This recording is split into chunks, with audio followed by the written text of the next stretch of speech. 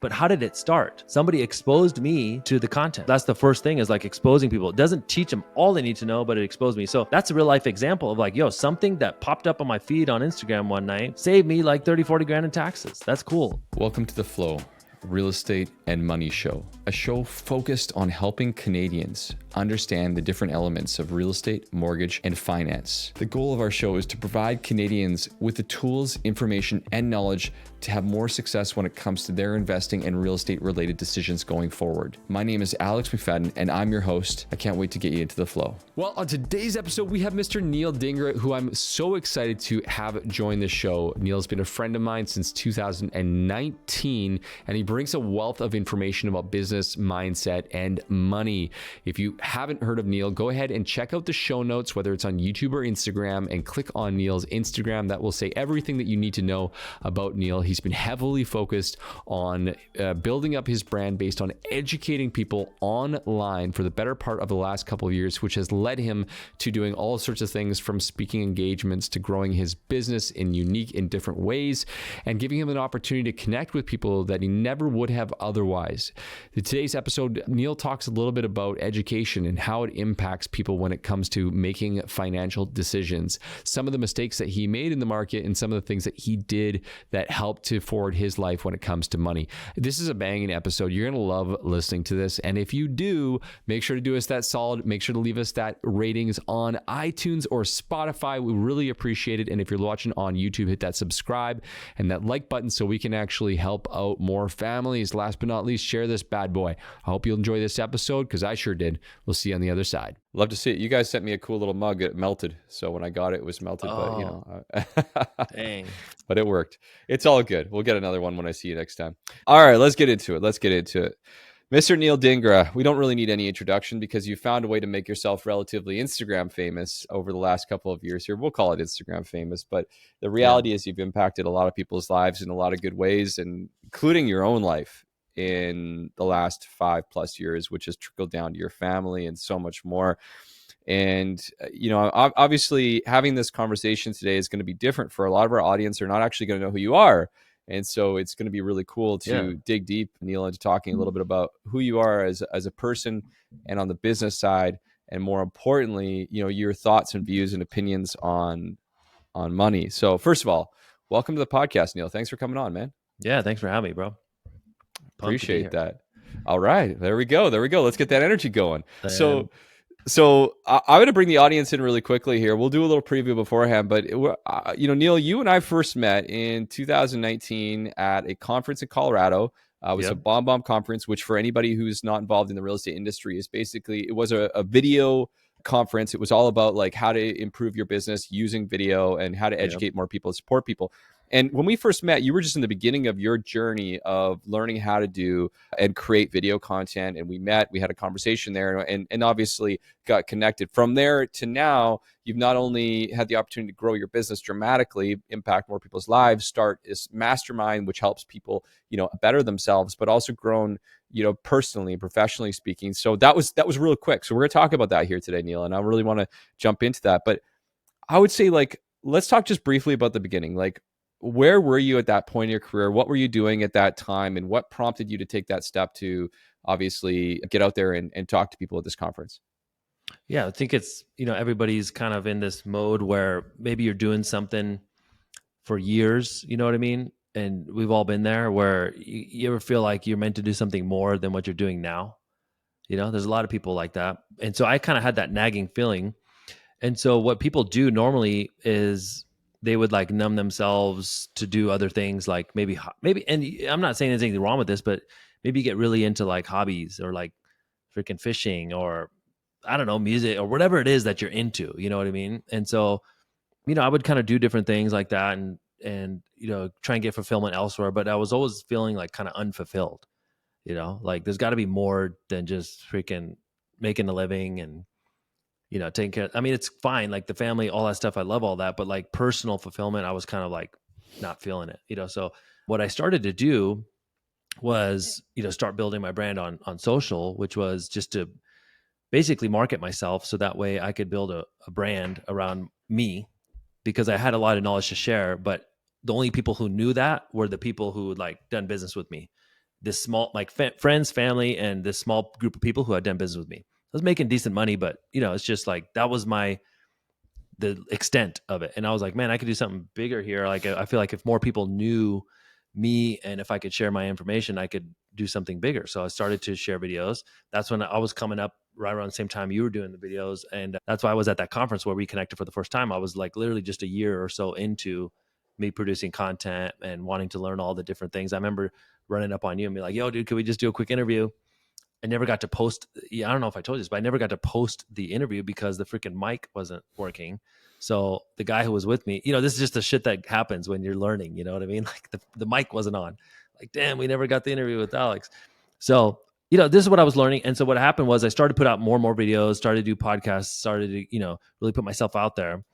And as a result, my mortgage business, my primary business, took off, and I started to get more respect and build my little personal brand. And you can attest to this too. You don't need like to be Instagram famous to have video have an impact on your business. That's the cool thing. If you do it correctly and you have the right strategies and you know how to leverage it, you can get quite a bit out of video and social and all these things. That's not what this podcast is about, but like that's what I used as a tool to grow my business, which helped me make more money. Right. So then what happened was I started making more money. Then people started reaching out. Hey, dude, can we jump on a podcast? Hey, could you come speak to our people? Hey, could you come speak at this event? I would ask to speak at things, to teach. I was just trying to like share whatever I'm learning in real time. So I'm by no means saying like, hey, I'm the expert, I'm the best at this. I'm saying, hey, I've gone from A to B, and I could probably help a few other people go from A to B. Like, let me share what I've learned. Maybe I'm at C now, but I'm definitely not like, like where I'm going to be in the future, but I can definitely share things along the way. And I think that's something really important, which I love what you do is like, dude, we can learn a lot from people who are just a couple steps ahead of us. You don't need to, like, you can only learn so much from like a freaking Elon Musk, for example, or Jeff, like these people who are billionaires. Like, I don't want to know what they're doing now. Yeah, there's probably some things that are tried and true, but what were they doing like when they built the company? What were they doing when they made those first investments? Like, that's the shit that we need to learn about, not, things that are like 20 years away. So, well, first of all, thank you, because I would agree with you on that statement. I mean, definitely speaking, we got to be a lot closer to the people that we're trying to Yes. connect with, that are trying to support us. And where were you at the time that you made that step? So let's go back to that then. Let's go back to that 5 years ago. So for those who don't already know, you're in the mortgage industry. You are Yeah. an LO. You run a team of other in the U.S. LOs, loan officers. Yep. And I mean, first of all, how long were you in the industry before you started taking this venture into the social space? Like, how long were you doing this for?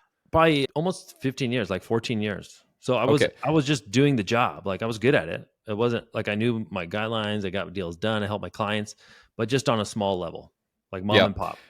And so you made this transition. You started doing more video content. People started reaching out to you and so forth. What was the impact like from your clients? Like, did you notice that the way that, I guess, the information that you were giving to your clients, did it change how you provided information to them? Did it change how they reached out to you?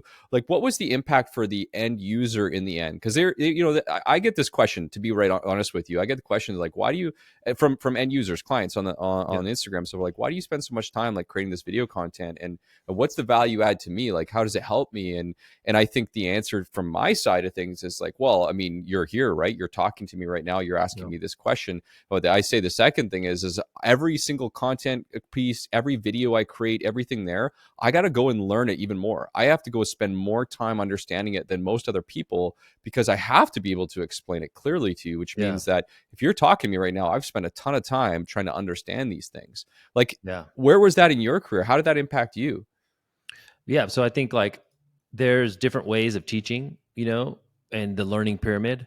There's different ways that we learn, and there's different ways of teaching, right? So learning, the most difficult way to learn is the way that everyone kind of does it, which is you sit and have somebody lecture you, either tell you or speak in a classroom. That's why school is boring, and like kids are bored, and everyone's got ADD now and all this shit, because it's kind of the most difficult way to learn. Like, learning by doing things, learning by actual demonstration of how we're doing things, showing people results and how you did them, like that's going up the totem pole. And then learning by doing things together is like almost at the top, of actually doing things, and how people learn. And then at the very top is how you is teaching somebody else. So like you can get mastery when you can teach other people. You know what I mean? And that's like, it seems backwards because like you haven't yet done it yourself, but like the best way to learn something is to teach somebody else, because then you see all the holes and like, oh, this is, I don't even understand this. And the other thing is like when you're going to be teaching other people, you better know what you're doing, because otherwise it's not going to work. Like they're not going to be able to learn. You're not going to get the results. Like, so it kind of forces you to level up. So I say this a lot. Like one of the best things you can do as an individual is to say, hey, I'm going to get really good at what I do. And then I'm going to teach other people things that some of it or all of it, whatever you want to do. And that could be teaching consumers, end users, or it could be teaching industry people, or a combination of both, which is what I do. So like it makes you, it forces you to master things and simplify them. And so one thing I learned, Erwin, who's speaks at our groups, like he was on a podcast recently, and he said that the smartest people in the world can teach people things in the fewest amount of words and the fewest, the easiest possible way, so they can actually grasp it. And so what I decided to do is like, hey, I got to get better at this, because I need to be able to teach people things quickly. And so even if the end user was like, dude, what's the purpose of you making all these videos? It doesn't even help you. Like it's changed my whole business and my life. But let's just say none of that happened. And the only benefit I got was I got better at communication. That would be a massive ROI for me and my business. Just that alone, because it forces you to say things quickly and clearly. People love clarity. They hate confusion. That's a bottom line. Like I remember learning that, 10 years ago, and being like, man, I'm probably confusing people with the way I'm talking. Like I need to get more clear and succinct. You know what I mean? So that's the first benefit, I would say. I mean, if I'm hearing you correctly, essentially what you're saying is by creating all of these content pieces, by creating these videos, by speaking online, by speaking at stages, it's allowed you, or forced you more than likely, to Yes. get much better at the way that you communicate concepts to people, which has probably benefited your clients and your Yes. partners more than anything, because now you're taking these what used to be complicated guidelines and concepts and 30-minute conversations and distilling them down into 5-minute parcels. Was that right? Yeah. Correct. So it's like, what are people interested in? How can we help them? Okay, let's talk about that. How can we say it in the clearest, easy to understand way? Cool. That's Yeah. that's a skill now that you're developing. Now, you ever notice how some people, when they speak, you listen, and others you don't? Like you becoming one of those people makes you have much bigger impact. So now I've gotten better at communication because of video. Now also people are watching the videos because of that. Now they're learning something. So then at the end of the day, more people are going to pursue home ownership, investing, whatever I'm teaching, even if it's a simple budgeting tip, even if it's a simple finance tip or a way to save money on something this month. Like if I can communicate that clearly and cut through the noise, now all of a sudden I've made an impact with that individual, right? And Mm, so these things compound over years. So you get better communication, more people are listening to. Now you've made an impact with more people's lives. And so mm, the benefit to the end user is like if they saw the video and they watched it, then they were, maybe they didn't need that tip right that day. Maybe they share it, maybe they use it later. Some people will tell me directly that my content helped them move forward. That's a cool thing. mm, And I know you've heard this many times as well. Hey man, love the videos, and I decided to do something this year because of your videos, or your videos inspired me to do X, or your mm. videos, I'm glad you shared this because now I understand and I move forward. So it's communicating with people on the way that they wish to be communicated with and on their terms. So it's kind of like they're going to watch the videos whenever they come up, and they can decide when they would like to learn and move forward. So it's kind of it meets them where they're at. You know what I mean? What a slight change. I do know what you mean, by the way, and I appreciate the way that you explain that so clearly. In your mind, with the last couple of years, the way that social media is obviously evolving and changing, and things are happening at such a rapid pace, do you think that the short form video and or videos that are created, people are consuming on a regular basis, do you think this has had a positive impact on the end user? Like, are you noticing that the level of education from the end user consuming this has increased, like financial literacy? Yeah, Or yeah, yeah. okay, yep. But then I've seen people use it just for mindless entertainment, doom scrolling. You know what I mean? Like so for example, TikTok's algorithm is the best one for capturing people and just keeping them in the app. The number of hours people spend in that app is insane. It's not even close to anything else, right? So what's crazy is, how do they do that? They hook you with these videos, and then it sees what your interests are, and then it starts presenting you more of those, and then it's really good at just keeping you in there and kind of hooks you in. Now, this could be used for benefit. This could also be used to your detriment. Like if you're just watching mindless, dumb prank videos and all this weird shit, like you just wasted 2 hours and you feel dumber afterwards. And honestly, you feel tired because it kind of drains you. Hmm. So there's different things, like you could be using it for education. Like there's even a mode, if you have children, you can put the STEM mode on or something, and it's only going to present them with educational content, science, and math and all these kinds of things, which is kind of cool. So there's different things like you can use to combat this. But for me, like I'm trying to be intentional about my use of it, and I think people should be as well. Like what are you watching? Now it's fine to like want to be entertained. Like I love it too, but then sometimes I want to be informed, and so I think there's a lot of people like us, Alex, who are like, learning is fun if it's done correctly. Like you and Hmm. I will call each other. I can think of many conversations over the years where I would call you and it's like a freaking Friday night and we'll talk for an hour about business. Like, there's a lot of people that would like to talk about leveling up and money and business, and it excites them. So I think there's a lot of people like us out there, and I think we just have to present the content in the right way.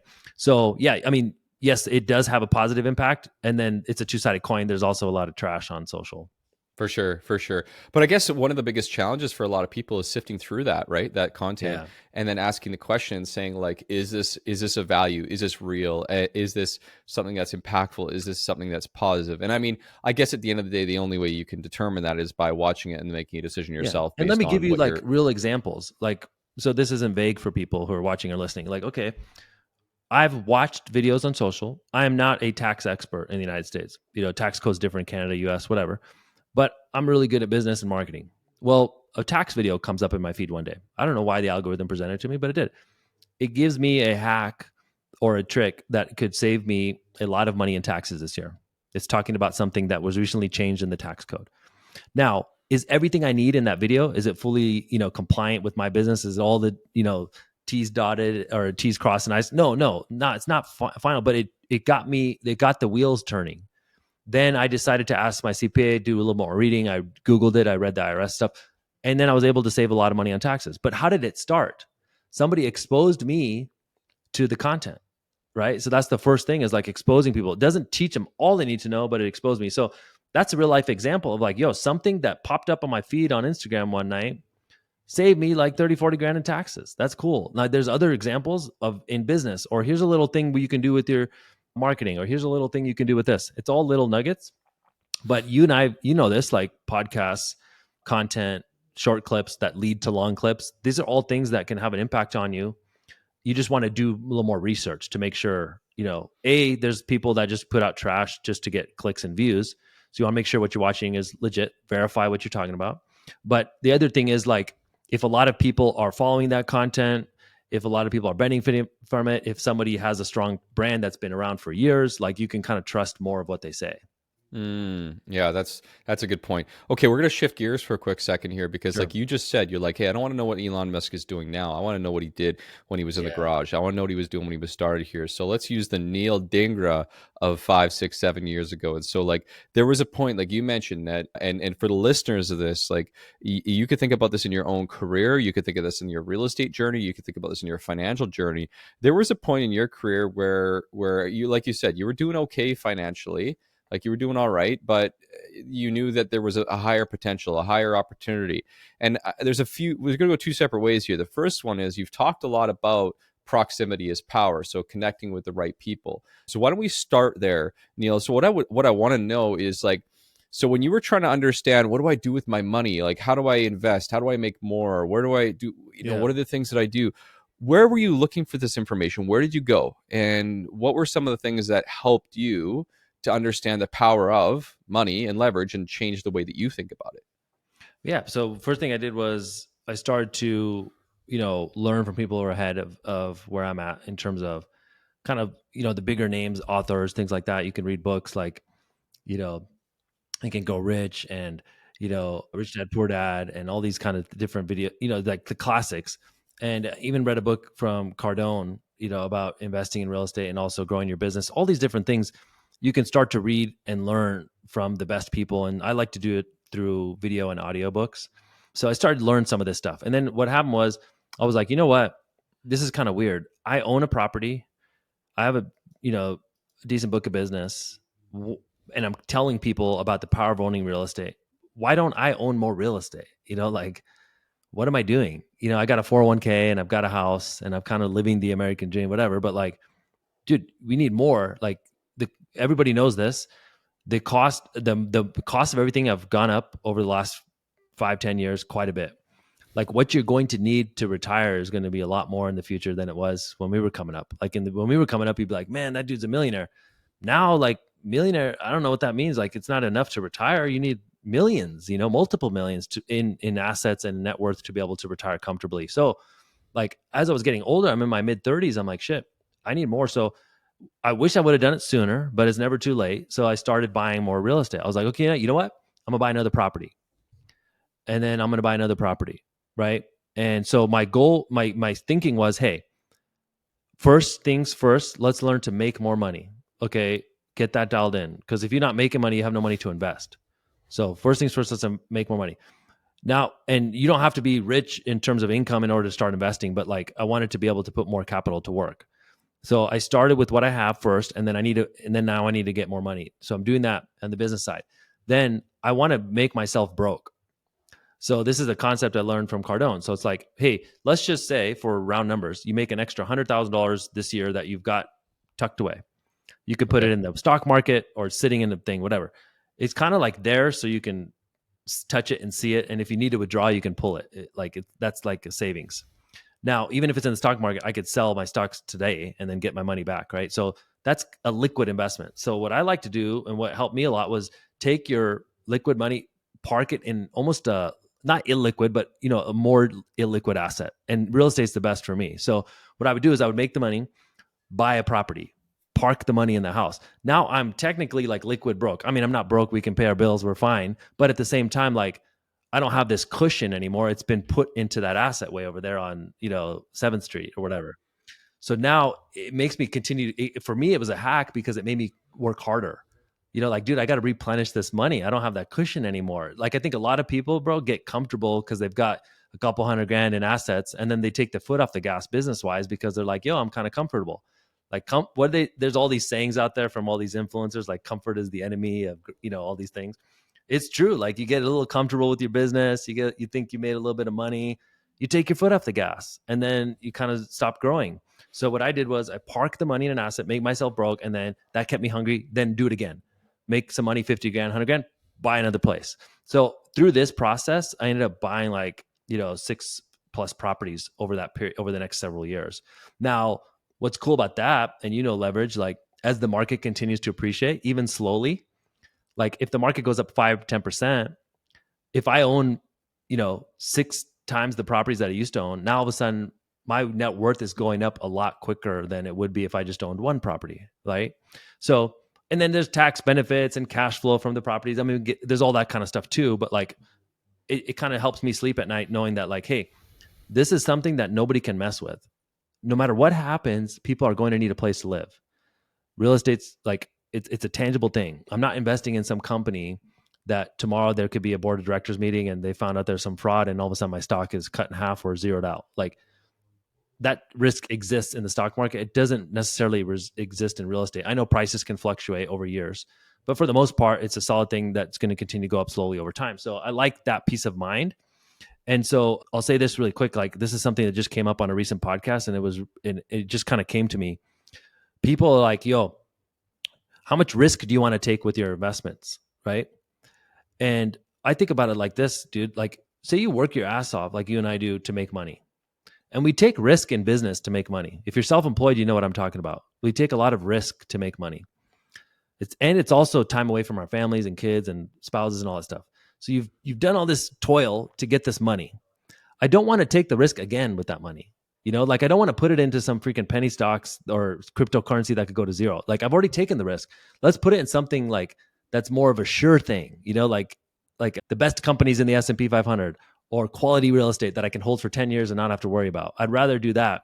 Now, I guess when you get to super wealth status, then you could start making some bets with like early stage companies, and, you know, you're cool with like, hey, I'm going to put money in this and it could go to zero. That's cool. But like I think of like, hey, I'm going to take my risks on the business side, make more money, and then I'm going to put it in, park it into safe assets. That's been So my strategy. so you went through the process. You said to yourself, well, after reading that book, you said, well, I'm going to put my money in a place where I can't touch it, basically, more or less. Yeah, So it's kind of like out so of I sight, out of have mind. it, but it's not there. Yeah, absolutely. It's kind of like the concept of like as a business. I don't want to go too deep on the business owner stage, but like pay yourself a certain salary no matter what you earn. That way, if you earn a certain amount of profit or you don't earn that level of profit, you're even keel along the way. And that's something that I learned early on, which I'm so thankful I did. So put that money away that you can't touch it. You get it there. You sit there. You acquire a few pieces of real estate. But along that journey, and I know this too because I bought real estate as an investment before. There's nervousness even on our end being in the industry. It's like, oh, Yeah. like am I making the right call? Am I making the right decision? So what are some of the things that you did to pull the trigger on those properties when you went through that experience, like where it helped you? Okay, yes, this is the one. I'm going to buy this one, and this is why.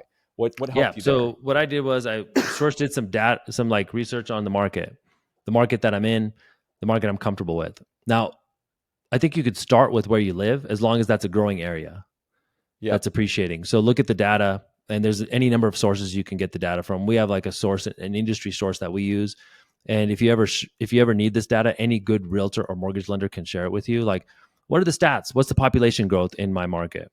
What are the trends in terms of income growth in my market? Like, how many people are moving here, expected to move here? What's the growth? As long as those trends are moving up, like there's going to be a decent demand for housing, which is going to support values and rents. Okay, cool. Check that box. Now, if you're in a market that's like opposite, maybe you want to look outside that. But if it's a market that checks those boxes and you live there and know it, then I think you can start there because you know the areas. It's weird. Like when you move to an area and you haven't been there, like I just recently moved to Las Vegas and I'd been here a bunch of times. My wife's from here, but like I don't know all the areas. So like someone could tell me about a great deal in this area, and I may not know that that's like kind of a rough neighborhood, or maybe the schools are run down. It's like there's all kinds of things like that. So start with where you know. And so that's what I did. I started looking at those properties, and then I was like, okay, yes, I don't want to be a landlord. I heard the horror stories about 3 a.m. calling you with the toilets overflowed. Like, how could we mitigate this? Well, there's property managers, right? You can get a property manager. They take a small cut, like 5 to 10% of the rent, and they'll manage all that risk for you. And you don't even, like, there's a couple that I own that I have a couple I'd self manage. I wish I wouldn't have done that. And then the rest of them are property managers.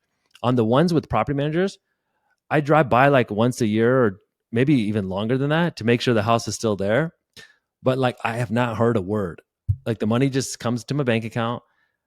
There's been turnover, there's been some repairs, there's been some stuff that's gone down over the years, but it's all handled by the property manager. So I didn't deal with any headache. I think a lot of people don't invest in real estate because they think it's going to be a huge headache. Well, you can get a manager for that. You know what I mean? Like outsource it if you don't want to deal with it. So I did self manage it first, my first rental. And then I started to hire property managers, and that helped me acquire more without taking up my time because, like I'm busy with work, I'm busy with family. And I now have another business. Like I don't have time to be dealing with the tenants and turnover and all that stuff. Mm. Yeah, that's a good point. So back to I guess my question on that journey and what prompted you to take that approach. So the first thing right off the bat, just to make sure I understood this for perception, Neil, is reading that book from Cardone that you mentioned right there. One of the other questions I have for you as it relates to that is where you spend your time. Now I Yeah. know that you were, I don't know if you still are, but perhaps kind of rewind back to those early days. I think you were going to a lot of different conferences and you were spending a lot of time Yeah. going out, spending money, flying to different cities to learn about these things. Like, is that something that you did to learn more about money or real estate or Yeah. finances? Like, So the first event I went to was industry specific, like all about, mortgage, what we're doing in that. And so that was kind of like, how do you grow your mortgage business, or how, so if you're a freaking plumber, you went to the plumbers thing and you learned about how to grow your plumbing, whatever, like, doesn't matter what business you're in. I was just learning my industry. But right? then Okay. I just by chance didn't plan this. I went to an event where it was about stuff that I could use to grow my business. And then the next speaker talked about like how to balance work life, your life, and be happier. And then the next speaker talked about how to invest your money. And then I got like opened up my eyes to all this world of like, hey, there's more to this than just, you know, the tactic to get my next client. Like I want to be happier. I want to be wealthy in the future. Like forget rich. Like I want to be wealthy. You know what I mean? Like how do we get there? And so then I started to learn all these other things about investing. So that kind of opened my eyes to that. And so I'm not like a junkie in terms of going to all these events, but I started to be selective. Like, hey, I want to go to this one because A, I want to grow my business. B, I want to network with other people in the room. It's not about the speakers. It's about like, who am I going to meet there that I could create connections and do business with and learn from and collaborate with? That'd be cool. Number 3, because we talked about media earlier, I'm going to make some content, it's going to give me inspiration to make more videos, which is going to help my business in the end. And then, yes, I'm going to learn from the speakers on stage. So like, yeah, I started to go to more of these events selectively. I would do like, 5 events a year that I would travel to in my region. And it helped me learn a ton. Like I got exposed to so many cool ideas in terms of business growth. I love honestly learning from people who are outside of my industry. That's what's helped me the most. Like, this guy did a totally different business, but he was really focused on customer experience. Well, then I could apply that to my business and all of a sudden I'm doing better, like those kinds of things. The other cool thing that happens, bro, and I don't know if this is, I'm sure this has happened to you, is there's one thing about just going to a local thing, but there's something else that happens when you like have to travel to another place to do it. Because what happens is you leave all your day to day, all the headaches, everything that's in your current market, and maybe you got family and all these kinds of things. You leave and you go to a new place and you're sitting in a chair. Now you have a chance to like receive information, but then you reflect on all the things you're doing in your business back home. And it's hard to do that when you're in the day-to-day grind. And so, Mm. I had like these aha moments where I'm sitting in a chair and I'm like, you know what? Like, I don't own enough real estate. This dude was just talking about like, you're going to need 4 point something million dollars to retire in the future. How the heck am I going to get there? I'm not going to get there with my 401k. I better start, A, I got to make more money, and B, I got to put more money away. And so I started to think like this. And then, other ideas I have, like triggering new business plans and different things like that, happen when you're kind of outside of your comfort zone. So absolutely. First of all, thank you. A lot of good information. And second of all, I agree with you. Going and stepping outside of my comfort zone in the last number of years, specifically 2022 and 2023, and Yeah. meeting with people in different cities changed the way that I think about not just my business, but it also, like you said, changed the way that I think about my life and money and how to utilize things. See, I went to some of these conferences, Neel, as well, thinking, okay, I'm going to use this in my business to help my clients Yeah. and or provide a better experience. But then, next thing you know, I come across this same sort of thing, this speaker or someone I'm sitting beside, and they're sharing with me how they, what they just did with their money to buy this property and what that property is doing for them, and how they approach that. And I'm sitting there asking questions like, "Oh, how did you get over this hump? Like, how did you get over this feeling of letting go of my money, and what did that do?" And so those are the different types of things that from a financial perspective, I hope the listener understands this as well. These are the things that are so impactful by just getting around other people that are looking at making money moves. So let's retrace this back a little bit, just because again, a really big goal here is that the listeners understand the show is really about money and people's experiences and what they did and how they leveled up. So what I Yeah. really want to know, Neel, like, is there one or two things that really helped you? Because again, there, especially as you get started, or even if you're making 50 grand a year right now, or 75 grand a year, or 100 grand a year, it's really hard for a lot of people to make that investment because there's a feeling of, I don't know if I'm going to get this money back, or Yeah. is this the best investment? And it's like, it's almost like there's this moment that allows you to turn a switch and all of a sudden say, well, it's not like it's easy to get money, but it is abundant, it's everywhere. And when you can figure that out, it makes it so much easier to make investments and make mistakes. So was there a moment in your life that happened, and or your career? And if so, what, like, or were there multiple moments? What was that like? Well, I think if you've ever been through adverse periods of the economy or with business, or maybe you got laid off and you went broke for a minute, like these are things that have happened to me over the years. Like I've been in the business and the market collapsed in 2008, which is a once in a lifetime of once in a generation event where, the entire economy collapsed. And I'm in the industry that causes that collapse, like that's the Yeah. literally the epicenter of like that. So then you kind of lose all your cash flow and you start losing assets, and then you see it all come back over years. But like going through that and being like, you know what, I got through it. Like, the worst thing happened, which is like so remote possibility of ever happening again while I'm alive. And even in that situation, I was cool. Like we came back. Like things got cheaper. I figured out my way. I figured out how to make money. There's always a way to make money. Like, so what happens is like you start to realize the world's abundant, money's everywhere, opportunities everywhere. Even in a crisis, a recession, there's going to be opportunities. Some of the you can also, this is a fact, some of the most valuable companies in the world today were started during recessions. There's a laundry list of these companies which are like the world's most valuable companies, and they were started during some of the worst economic times because they solved a problem. They helped people with things, right? And it scaled up from there. So once you start to realize this, you're like, okay, well, I've got some skills. Like, I've leveled up in terms of my education and my personal development. I've got some skills. If the worst possible thing happens and my industry goes to shit or I go out of business, I can make it back. Like, I can make money in some other way. I'm confident in my own skill set. So then what happens is you're not as like risk averse with like putting the money to work, because you're doing it in a mindful way. It's not going to go to zero, whatever, but like you're not so scared of pulling the trigger. And I feel like people's lack of skill or lack of confidence in their own ability is what keeps them from pulling the trigger on things. You know what I mean? And so that's tough for like the everyday person who's just working a regular job. But let's just say you're really good at your freaking job and you provide a ton of value to your employer. Well, that means like even if that place went down or you lost that job, you would likely be in demand somewhere else. Right. So I think it comes from like, the people themselves and being confident in your own skills and growing your own like personal development to feel that confidence. And then now you can make better investments because you have that confidence. You're not worried as much. Oh, that's all such good information. Super valuable, super helpful. And I agree with you from that perspective. This is why it's so important to spend the money and the time, no matter whether you're an employee or a business owner, on improving yourself, your education, your abilities, your whatever you do. Because again, there's just more likelihood that people are going to be out there. And this is something that you should think about too. I think we should all think about this. Anybody's watching or listening to this. Okay, like what's weird is, I'll just tell you a quick story. I was speaking at this event the other day in Florida, and it was an industry thing.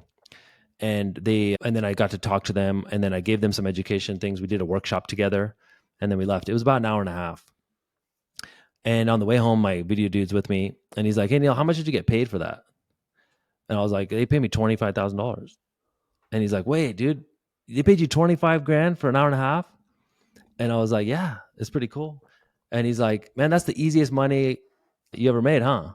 And I was like, "No, like not at all." Do you know, like, where were you when I did that thing for free for 5 years? Like, where were you when I was up night, learning this new skill and then practicing it and pissing my pants nearly the next day because I didn't know what I was doing?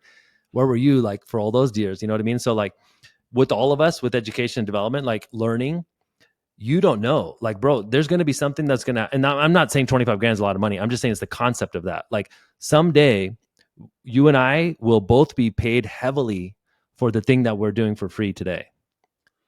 And that's the thing everybody should realize. Like you could be investing yourself as long as you're working on getting better, and skills compound and these things compound over the years. Now you're going to be in a position 10 years from now that you're like, dude, I'm in this group. I got to speak to them. Afterwards, I met this guy who's doing this company. We collaborated and we founded it together. And now I'm worth $100 million. Like that type of shit happens, right? And so you don't know that right now. So I think for people watching and listening, like you don't need to know the whole path, like the whole roadmap in order to get started. Like we don't know where this road's going to lead, but we just needed to be getting better and doing more. And then cool things will happen like along the way. And then something big is going to happen years from now that you and I don't even know. It's not even on our radar right now. And I guarantee it's going to happen in the next decade. And we'll look back and be like, oh, that's why I was doing all this stuff. That's why I went to all this stuff. You don't necessarily see the ROI immediately. You just need to hit a point in your life at some point, and hopefully if it's listening to this podcast, fantastic, or something else for that matter, that just wakes you up one day and says, this isn't good enough and I can do more and I can do better for myself and for my family and be more. And, Neil, thank you very much for laying that out, because at the end of the day, man, I think people just expect that these things they just happen. And I know we talk about it all the time. We see all the graphs. It's like all the things that you don't see are under the surface. And then all of a sudden everybody sees that end result.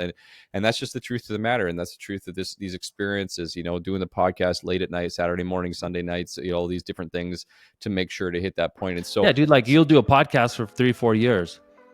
In year number 5, somebody offers you equity in their company because they learned about you through their podcast. Wait, okay, I thought that was free work. Well, shit, you got lucky. Well, not necessarily when you think about the 4 years of work you did to get lucky. Like that's the type of shit people. So all I would say is this: it's kind of like a high in the clouds kind of concept, but just have something in your life that the return is unknown. It could be really high. That's it. Like, yes, we got to go to work. I got to pay the bills. After this podcast, I'm going to jump on a call with somebody, and we got to make sure a deal closes so that we get paid and our staff and our company gets paid. Cool. I'll do all that day to day. Never take my eye off the ball there. But second thing, there's got to be something I'm doing, whether it's learning, investing, something that the return could be really big in the long run. And as long as I have both those things going, like, you're going to be good. I think most people have the first thing. They're not even good at the first thing yet, but get good at the first thing, but then get that second thing as well. There we go. I'm going to cap it there because I want to have you come back in. We're going to have another conversation in the future. And this is awesome information. Neel, thank you so much for coming on here today and obviously bringing the fire as always.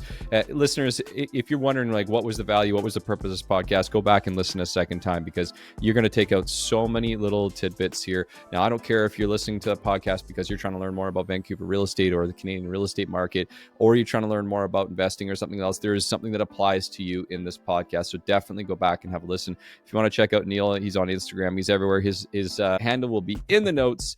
Thank you again, Neel, for joining the show today, my friend. I appreciate it. And this was a lot of fun, buddy. Yeah, thanks, bro. That was an unreal episode of The Flow. I hope you enjoyed it as much as I did on my side right here. If you haven't already done so, make sure to check out all of the incredible resources that we have available. You can find us on Instagram at Flow Mortgage Co. You can find us on our website, getflowmortgage.ca. And of course, don't forget our free first-time homebuyer masterclass that's currently available on our website for anyone who listens to the episodes. And if you loved what you listened here today, the only thing that we ask for is to share this with someone else that you think this could help. And hey, maybe leave us a great review online.